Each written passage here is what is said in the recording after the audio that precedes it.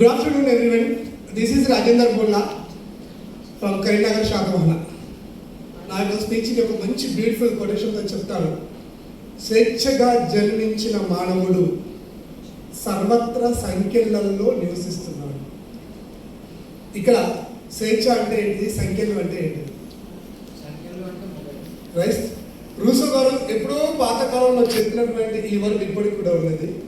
మనిషి స్వేచ్ఛగా బతకాలనుకుంటాడు, మంచిది. కానీ స్వేచ్ఛ అనేది ప్రతి మనిషికి సక్సెస్ని అందిస్తుందా? నేను ఇంట్లో నుండి అమ్మ దగ్గర ఉండను అని చెప్పేసి ఒక లేడీ పిల్ల బయటకు వెళ్ళింది అనుకోండి, ఏమవుతుంది? పులికి ఆహారం అవుతుంది. అంటే స్వేచ్ఛ అనేది మనిషికి కొంచెం ఇబ్బంది చేస్తుంది. మరి తల్లి ఉత్తమ్మా నువ్వు ఇక్కడే ఉండు అని చెప్పేసి అక్కడ ఆపితే ఆ యొక్క లేడీ పిల్ల దాన్ని కొంచెం ఇబ్బందిగా ఫీల్ అవ్వచ్చు. అంటే క్రమశిక్షణ. అసలు క్రమశిక్షణ అంటే ఏంటి సార్? క్రమం తప్పకుండా ఒక మనిషికి ఇచ్చే శిక్షణ క్రమశిక్షణ కాదు కదా. మరి దేని క్రమశిక్షణ అంటాం? డిసిప్లిన్. క్రమశిక్షణ అంటే నువ్వు నీ లైఫ్లో నువ్వు ఎదగాలనుకున్న చోటికి నువ్వు వెళ్ళడానికి నీకు అవసరం ఉండేటువంటి ఎలిమెంట్స్ అన్ని అందివ్వడానికి నువ్వు ఖచ్చితంగా కొన్ని రూల్స్లలో బతకాలి. ఆ రూల్స్లో నీకు చెప్పేదే క్రమశిక్షణ.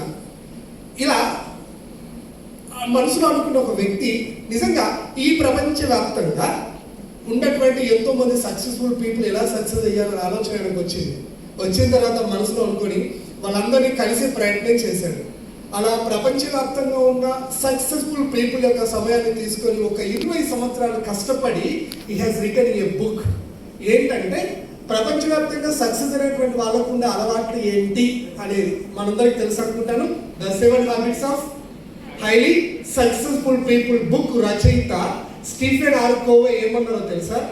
ఫస్ట్ 7 లక్షణాలు ఉంటాయి లైఫ్లో సక్సెస్ అయిన వాళ్ళకి. అందులో మొట్టమొదటి ఏంటంటే డిసిప్లిన్. నా చేతిలో కొన్ని సీడ్స్ ఉన్నాయి. నేను వీటిని ఒక బండ పైన వేస్తాను.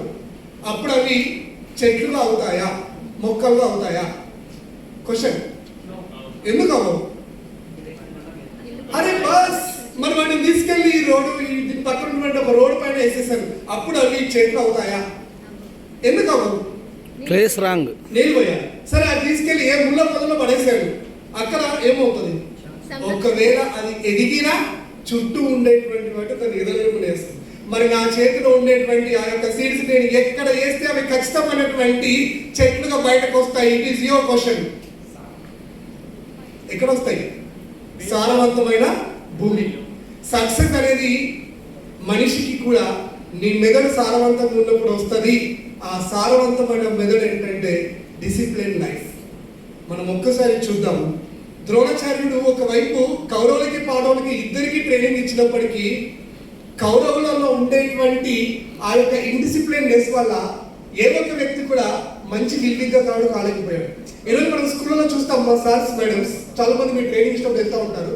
అప్పుడప్పుడు మనం చెప్తాం కదా, చెప్పే సార్ ఒకరే, చదివే పుస్తకం ఒకటే, రైట్?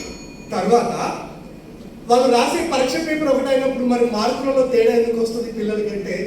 తేడా వచ్చేది ఎక్కడ?